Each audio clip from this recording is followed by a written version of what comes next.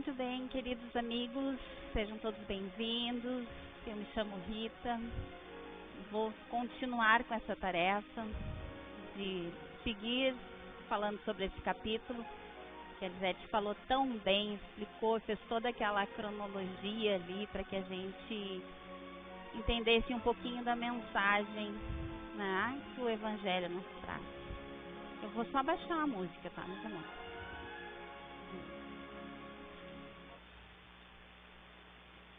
Como a Lisete estava falando, que também é uma coisa muito importante, que por vezes a gente passa batido, né? A gente chega na casa espírita com as nossas aflições, com as nossas dores, com as nossas inquietações. E nós, neste mundo da matéria, estamos tão acostumados com as coisas de imediato, né? É o fast food que a gente vai ali. Se está demorando num restaurante, a gente já reclama. Tudo é muito rápido, a tecnologia veio, nos ajudou, mas ela nos deu essa falsa sensação de que tudo é imediato. E aqui a gente entra dentro de uma casa espírita e por vezes a gente não se liga na dimensão deste trabalho de palestra. E eu falo a vocês porque eu muitas vezes estive sentada aí com aquela sensação, será que vai demorar para minha consulta? Será que vai demorar para minha cabine? Será que eu vou sair daqui melhor? Eu tenho tanta coisa para fazer. É aquela agitação, aquele murmurinho que a gente tem. O que é completamente normal. Mas depois que a gente começa a estudar um pouquinho a doutrina, a gente percebe o quão sagrado é esse momento de pausa. Porque nós não temos no nosso dia a dia esse momento de pausa. A gente corre tanto, né, que a gente não faz essa ligação com a espiritualidade. A espiritualidade, ela está sempre na nossa volta, tentando nos auxiliar. Mas como a gente não faz a conexão, é como se a gente entrasse num local e não colocasse a senha do Wi-Fi. Então, eles estão ali disponibilizando orientação, disponibilizando ajuda, mas a gente não se conecta pela agitação mental que a gente tem. Bendito momento da gente sentar aqui um pouquinho. E por mais que às vezes a palestra não seja assim tão cativante, não nos ligue tanto, o trabalho que está sendo feito por trás, ele é grandioso. A equipe da casa, ela já espera cada um daqueles que vem, eles sabem, cada um que vem naqueles dias. Faz com que eles cheguem até aqui, sejam recebidos e acolhidos com amorosidade e são medicados, é como se fosse uma triagem antes da gente chegar lá no trabalho. Então, sintam-se felizes e aproveitem, sentadinhos, respirem esse ar, se dediquem a ouvir as palavras, porque isso já é o tratamento. Me lembrei de falar e tu estava terminando a palestra e tu falou. Gente, esse capítulo é bem isso, né? Eu até vou me repetir um pouquinho, vou repetir um pouco as explanações da minha amiga aqui, que foi muito importante, que fez toda uma cronologia, né? Não vim destruir a lei, que fala das 3 revelações. Então, ali começa com Moisés, como, né, já foi falado. Por que Moisés fez tantas leis, né? Ele fez as leis divinas, né, que ele, como Lisete explicou, fez lá, escreveu em fogo, né, nas tábuas. E depois tinham 617 leis, que eram leis civis. Ele precisava, então, ajudar aquele povo que era muito rude e que nós deveríamos estar ali no meio, né? Vamos combinar. Então, ele precisava fazer aquela instrução naquele povo e também precisava usar de uma figura de um Deus brabo, severo, punitivo, para instruir aquele povo, para dar uma burilada, porque eles ainda eram muito grosseiros, muito brutos. Né? Tinha aquela coisa, eu ia lá e roubava uma ovelha do outro que cuidava das ovelhas. E aí aquele lá se ofendia, ia lá, roubava a minha ovelha, todo o meu rebanho, ainda matava toda a minha família e se achava no direito de fazer isso. Então a coisa era muito desproporcional. Aí Moisés veio, instituiu algumas leis, olho por olho, dente por dente. A gente pensa, mas é meio, roubou uma ovelha, eu vou lá e roubo. Matou a minha família, vou lá e mato também. Mas já era um pouquinho de melhora, Porque a evolução, ela tem que passar por esses estágios, né? Ninguém dá salto muito bruto, um pouco menos bruto, um pouco menos, até que veio Jesus. Jesus, então, encontrou um povo já castigado, sofrido, mas com algumas questões já mais, digamos, amaciadas em seus corações. Mesmo assim, Jesus, aquela figura tão amorosa, teve muita dificuldade de ser entendido. Porque ele disse, eu não vim destruir a lei, mas ele melhorou as leis.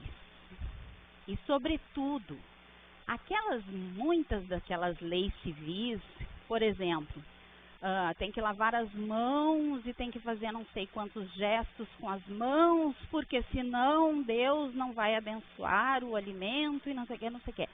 Uma série de regras. Não era uma regra de higiene, era um ritual. Não tinha nada a ver com o coração, com cultivar Deus no coração. E foi isso então que Jesus chegou e disse, não é o que entra na boca que é o problema, é o que sai. Ele foi muito mal interpretado, então ele estava questionando uma lei de Moisés, mas não, ele estava dizendo que a hipocrisia, que aquilo que se fazia sem estar pensando no coração e na melhora e no sentimento, não tinha a ver com o que ele veio ensinar. Ele veio ensinar uma relação mais íntima com Deus.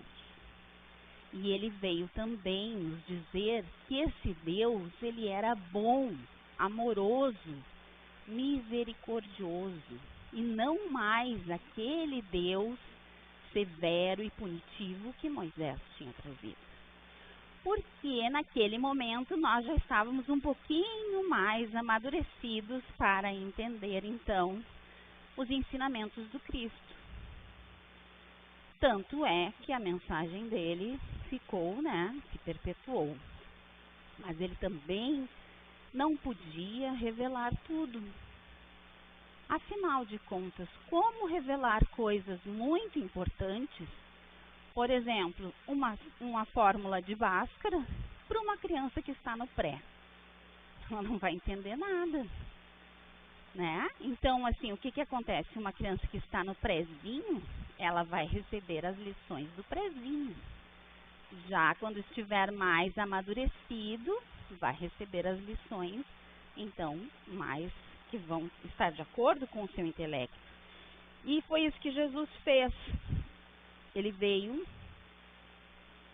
numa missão pura de amor. Pensem num espírito que não tinha necessidade nenhuma de passar pelas dores da matéria. Um espírito puro, no topo da perfeição. E aí é bem interessante porque a figura de Jesus, para nós, ela se difere um pouco das outras religiões. As outras religiões, né, não estou aqui falando mal das religiões. Cada religião tem a sua necessidade e de acordo com o nosso tempo de entendimento, elas são proveitosas. E se levam um homem a uma melhora, a um progresso, é o que conta. Mas só traçando assim uma analogia, né, uma diferenciação da figura de Jesus para nós. Quem é Jesus dentro da doutrina espírita? E Kardec, então, fez a pergunta aos espíritos. Na pergunta 625. Qual é o tipo mais perfeito que Deus ofereceu ao homem para lhe servir de guia e modelo? E eles respondem, Jesus. Jesus é para o homem o modelo da perfeição moral que a humanidade pode pretender sobre a Terra. Perfeição moral que a humanidade, então dentro do nosso contexto de humanidade, Jesus é o modelo a ser seguido de perfeição moral. Moral, não intelectual. Intelectual nós podemos, é infinito isso, mas moral, as coisas de Deus, as coisas que nos regem, que são pertinentes, as leis divinas pertinentes a todas as galáxias, que regem não só a humanidade. São leis que abrangem todos os mundos. A lei de amor, a lei de progresso, a lei de ação e reação, e tantas outras que ele veio nos trazer. Mas ele não podia dizer isso para nós naquele momento. Nós não tínhamos entendimento ainda. Quando ele começou a pincelar através das parábolas algumas coisas, alguns corações mais propensos, mais abertos, entenderam. E mesmo que não entenderam, sentiram a verdade ali. Mas muitos ainda não, tanto que ele foi morto e crucificado. Mas aquela semente que ele plantou vingou, né? Vingou porque eram verdades que não tem como mudar, verdades de Deus. E mais tarde, então, nós tivemos a doutrina espírita que veio nos elucidar mais as parábolas, porque eu confesso, eu me criei dentro da doutrina da religião católica, e naquele tempo nós estudávamos sim a Bíblia, as passagens de Jesus, e aquilo era muito vago para mim. Eu não conseguia fazer aquela leitura e encaixar no dia, na minha vida aqui. Porque eram através de histórias, através de parábolas, né? Eu entendia um Jesus muito longe daquilo que me fazia mudar como ser humano. E o Espiritismo veio então trazer essa clareza nos ensinamentos do Cristo. Que ele então é um modelo a ser seguido. E aí está a diferença do modelo que Cristo é para nós dentro do Espiritismo, do que ele significa em outras religiões. Em outras religiões ele é o líder religioso, ele é visto mais como alguém a ser adorado, alguém a ser louvado. Mas a doutrina espírita vai além disso. Ela nos diz que a nossa evolução só se dá se nós seguirmos o modelo que Deus nos deu. Nós não temos que inventar fórmulas nenhuma. Nós temos que seguir o modelo que Deus nos deu de perfeição moral. E por que a gente precisa tanto se aperfeiçoar moralmente, né? Não dá para ficar na nossa zona de conforto? Vocês não se perguntam isso de vez em quando? Tá, mas eu já melhorei. Se eu estou aqui hoje, né? E hoje é a minha melhor encarnação, como dizem lá na casa espírita, por que eu tenho tanto melhorar? Por que eu tenho que melhorar, aperfeiçoar moralmente? Porque nada é estático nesse mundo. Se a gente olhar a natureza está sempre em movimento. E nós somos regidos por essas leis também. A lei de progresso. Nós não vamos conseguir nada se ficarmos estacionados. Nós precisamos dar um pulinho a mais, nós precisamos fazer um esforcinho a mais. Porque hoje se sabe, através da doutrina espírita, que aquilo que eu plantar eu vou colher. Então é de minha responsabilidade o futuro que eu vou ter. Por isso eu preciso me modificar. Se hoje os resultados que eu colho não são tão bons como eu gostaria, eu preciso mudar essa realidade. E como é que eu vou mudar essa realidade? Me modificando. Seria tri bom se a gente pudesse modificar os outros, né? Fazer assim, o outro, pá, tava tudo de bom, tava uma pessoa legal, mas não funciona. Essa mudança não vem do externo, ela é uma mudança que vem do interno. É um trabalho único e intransferível.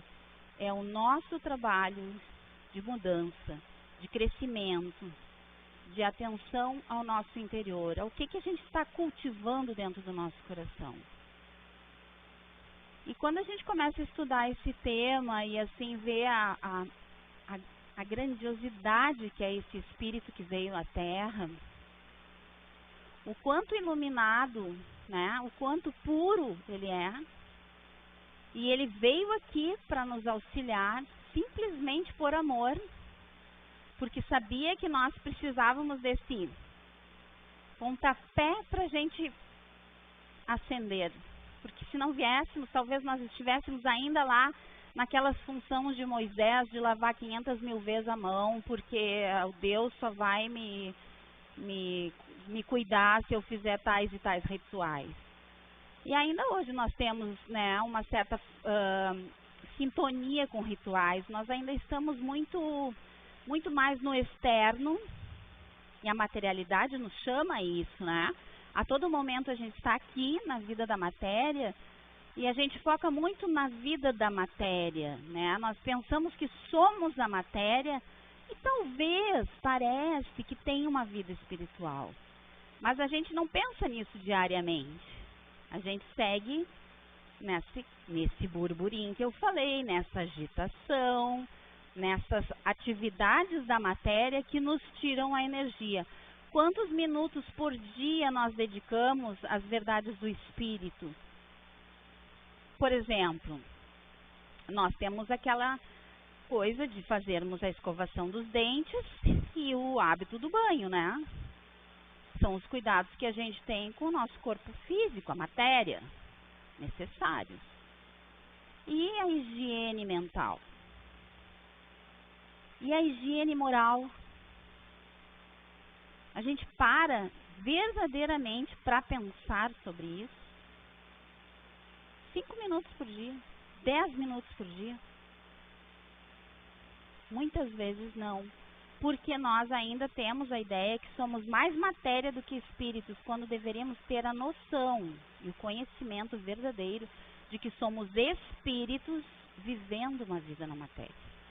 Tudo que hoje nos preocupa, todos os boletos, todas as dificuldades, todas as aflições são transitórias. Na verdade, se contar isso com toda a nossa vida espiritual, não dá um segundo. E nós nos desequilibramos total com qualquer assunto relacionado à matéria. Como nós ainda precisamos, como crianças que precisam despertar, entender que realmente existe muito mais do que as dificuldades do nosso dia a dia. Não é fácil, gente, não é fácil. Eu falo para vocês, e aqui quem está falando normalmente é quem mais precisa ouvir. Não é fácil, é uma tarefa diária, mas é preciso construir esse laço com a espiritualidade diariamente.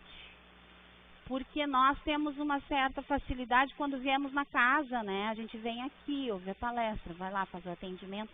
Mas na prática do nosso dia a dia, nem sempre conseguimos conservar esses hábitos que são essenciais para nos ajudar. Essenciais. Mesmo nós fazendo todo esse cuidado com a nossa higiene, mesmo, por isso que Jesus nos disse, orai e vigiai. Porque nós vamos fazer este trabalho de entender, de tentar levar para o nosso dia a dia algumas palavrinhas da palestra, alguns ensinamentos que Jesus nos deu. E mesmo assim, muitas vezes nós vamos esquecer e vamos repetir velhos hábitos. Isso é uma construção. Isso tem que ser um projeto de vida, sabe? Não pode ser uma coisa que eu faço só na quinta-feira quando eu vou na casa, na terça, na quarta, seja lá o dia que a gente vai. Ele tem que ser um comprometimento comigo mesmo. O que eu preciso fazer? Eu preciso ser uma pessoa melhor. Eu preciso sair desse redemoinho de sempre passar as mesmas experiências e os mesmos sofrimentos. Eu quero pular disso, eu quero ascender. Como que eu faço? Mudando as minhas atitudes. Se eu implementar o exemplo, modelo e guia moral que Jesus veio nos mostrar, em pequenas atitudes no nosso dia a dia, eu vou começar a sair deste burburinho, dessa zona que eu sempre repito, e mudar o que eu estou plantando para colher melhor. A vida futura que a nossa colega nos falava. Nós já temos entendimento da vida futura, nós sabemos que nós vamos plantar e vamos colher. Que mundo será que nos espera no mundo espiritual? Façamos uma reflexão hoje, porque ninguém sabe o momento que vai ser chamado, não é verdade? Quem de nós aqui não teve um parente, um amigo ou um conhecido que estava bem hoje e no outro dia faleceu? né, desencarnou. Acontece para todo mundo. Só que a gente sempre pensa que não é a nossa vez, né? A gente pensa que nem vou me preocupar com isso. Mas façamos um exercício mental. Se nós desencarnarmos hoje, não é para ter medo disso, né, gente? Somos espíritas e estamos aqui estudando. A morte é a coisa certa. Mas a morte não existe. Apenas nós vamos mudar de frequência, né? Nós vamos sair de um estado e estar em outro. O espírito é imortal. Mas se nos acontecesse isso hoje, quais seriam as companhias que nós teríamos no lado de lá? Visto que isso é feito pelas nossas ações no presente, pelos nossos pensamentos, pelos nossos sentimentos. Ficaríamos confortáveis com essa informação? Teríamos a certeza que teríamos do outro lado alguém a nos auxiliar? Ou será que teríamos lá do outro lado companhias bem indesejáveis? É bem desconfortável pensar nisso, né, gente? É uma sensação, mas é necessário, porque quando a gente pensa nisso, a gente vê a responsabilidade do mundo que a gente está criando para nós mesmos e para os outros à nossa volta. E aí está o exemplo de Jesus. Ele era meigo, ele era doce, ele veio nos informar que o amor é a única forma, que não tem como nós fugirmos disso, porque fomos criados para amar, para sermos amados, para perdoar, se quisermos ser perdoados. Essa é a tarefa. E não é à toa que estamos todos nós reunidos aqui hoje, numa casa espírita, numa noite chuvosa, falando sobre essas questões que são diárias na nossa vida. Eu gosto sempre, quando eu estou aqui nessa oportunidade de trocar essas informações com vocês, de trazer essas informações de Jesus, não apenas como o estudo do Evangelho lá, que parece tão distante. Eu gosto de trazer Jesus para o nosso dia, para a nossa vivência. Eu vou sair hoje da casa espírita, Jesus vai comigo? O exemplo, modelo e guia vai comigo no meu coração? De que forma ele pode ir? Na forma que ele ensinou. No amor, na indulgência, na paciência, na alegria, na fé, na certeza de que somos amparados. É essa companhia que eu quero para mim, no meu dia a dia.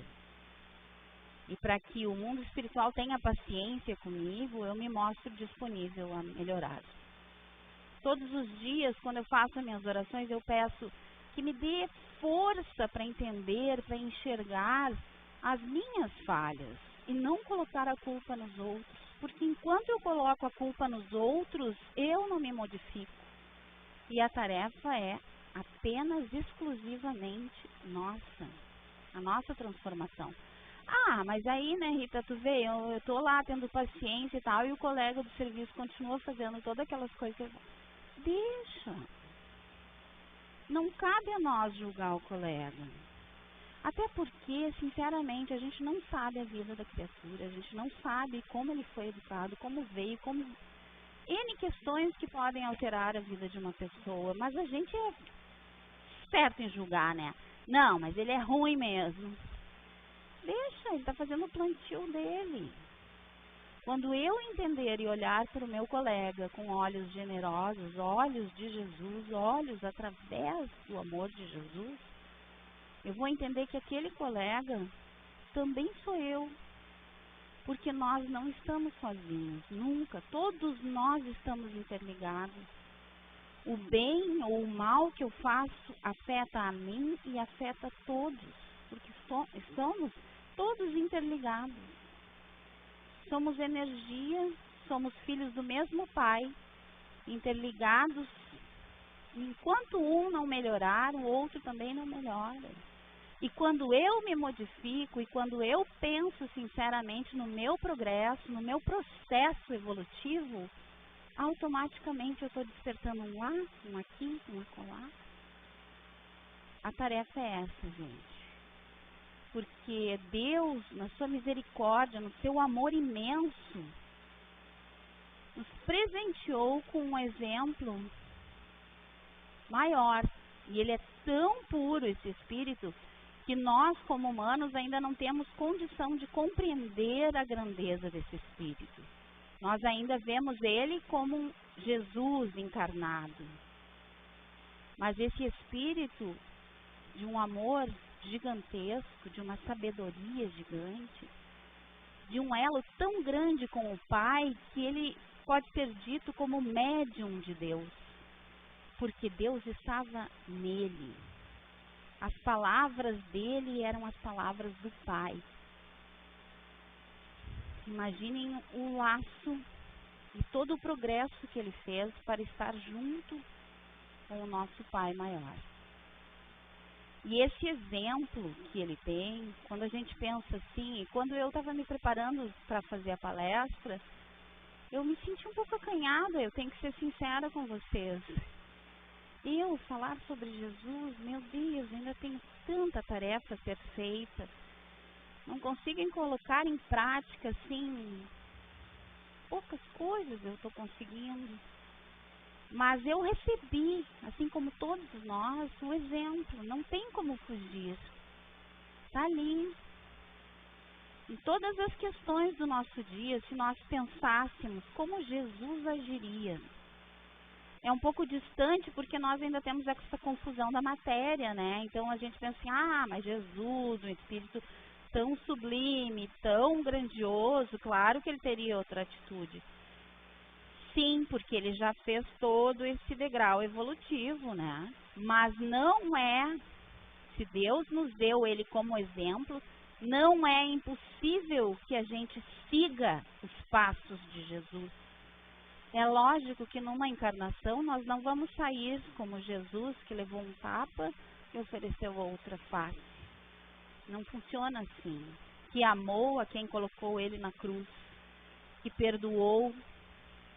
Não funciona assim, nós ainda estamos, mas é por ali, é ali o nosso norte. E bendita seja a doutrina espírita que nos trouxe através do Evangelho, através da codificação, todos esses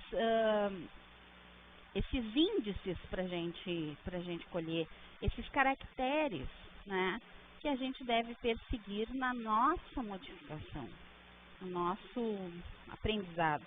Eu vou ler só uma passagenzinha, então, aqui, ó.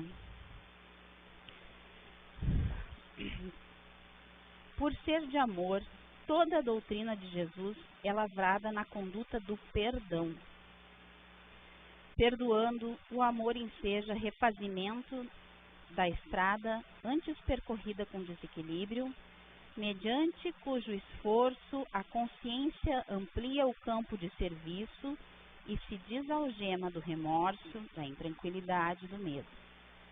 Não é importante que o outro, o agressor, aceite a vibração luarizada de quem perdoa, porquanto a ação beneficente é sempre maior e mais útil para quem a exerce. Muitas questões, né, às vezes nós temos que nos impedem de perdoar, e uma delas, que eu acho que é uma desculpa do nosso cérebro, é: eu não vou oferecer o perdão, fulano continua me odiando, né? Com aquela questão sempre de nós colocarmos o outro na equação. Não importa se o outro perdoa ou não perdoa, não importa. O que importa é o nosso exercício. E quando nós fazemos esse exercício de ir em direção ao exemplo que Cristo nos deixou, nós nos qualificamos com a espiritualidade. Porque a espiritualidade entende que nós estamos fazendo esse trabalho, que nós estamos empenhando esforço para melhorar. E isso já nos auxilia a muitas outras ajudas. É claro que o mundo espiritual não vai chegar aqui com um bilhetinho da loteria e nos colocar os números. É claro que eles também não vão nos dizer, ó, se tu tem 2 escolhas a fazer, qual a escolha mais assertiva? Porque essa tarefa é nossa. E muitas vezes eu caí digamos, nesse engano numa hora de uma oração. A gente gostaria mesmo que alguém viesse e nos dissesse, pô, eu não estou entendendo aqui, eu tenho 2 caminhos, qual é o mais assertivo? Eles não vão interferir nisso, porque isso é uma tarefa nossa de aprendizado. Espíritos de luz, espíritos adiantados, jamais vão interferir no nosso livre-arbítrio. É por isso que nós temos que nos esforçar para merecer a companhia deles, que vão nos trazer muitas energias boas, muitas intuições, mas jamais interferir nas nossas decisões, porque isso faz parte do aprendizado. Então, há reações infelizes que explodem no homem, gerando conflitos, como efeitos de mágoas não superadas, de receios infundados, de angústias não diluídas. Aspirando uma psicosfera de ressentimento e de amargura, o indivíduo apequena-se, envenenando-se e reagindo de forma irracional. Compraz em infelicitar, porque é desditoso. Alegra-se em ferir, em razão de estar doente. Semeia incompreensões, porque se acredita menosprezado. A boa nova possui um conteúdo de restauração, de enobrecimento e de dignificação. Ninguém que a recebe que se não toque na magia transcendente.